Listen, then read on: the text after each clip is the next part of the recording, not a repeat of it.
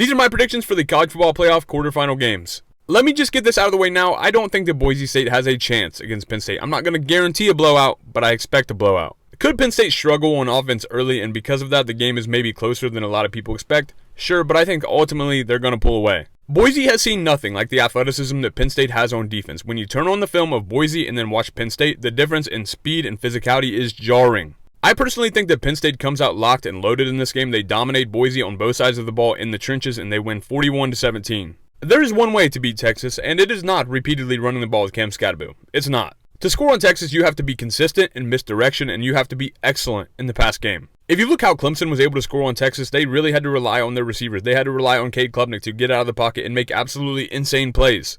This is another game where Texas will dominate the line of scrimmage. I think it's going to be extremely tough sledding for Cam Scadaboo. Arizona State has not seen this type of physicality all year long. I think that their offense especially is going to struggle with that early, and because of that, Texas wins the game 31-13. I think that we're mostly aware that Ohio State versus Oregon could go either way, and that these are likely the two best teams in the entire country. Both of these teams played excellent games in their first meeting, and when I look back at it, I think, what has changed between now and then? Ohio State has lost some guys, namely on the offensive line, and Oregon has got guys back on the offensive line, in the defensive backfield, in the wide receiver room, assuming they don't spit on anybody. After the first matchup, everybody watched Ohio State thinking they're the superior team. They lost very close on the road, and it could have went either way. It reminds me a lot of Washington versus Oregon last year, except this time Oregon is on the other side, and I think they're going to show up just like Washington did. I think it'll be close. I think it'll be pretty high scoring again. I think both teams are going to be aggressive. I think the difference in the game is Oregon gets a fourth down stop or two where Ohio State just doesn't. For the final score, I'll go Oregon 34, Ohio State 31. Notre Dame opened up as a 2.5 point favorite over Georgia, and that quickly flipped to Georgia being a 2.5 point favorite.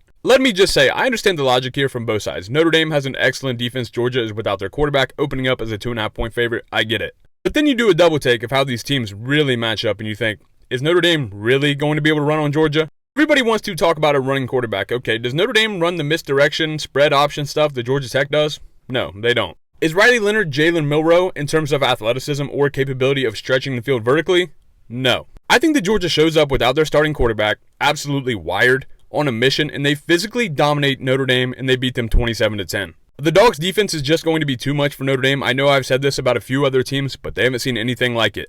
Without Carson Beck, I really think that Georgia is going to lean on the run game, the screen game, and let their athletes out-athlete Notre Dame. And if we're being honest here, Gunnar Stockton really does not have to be that good at throwing the ball to be the best passing quarterback in this game. So those are my predictions for the college football playoff quarterfinal games. Let me hear your thoughts in the comments and follow me for more college football content.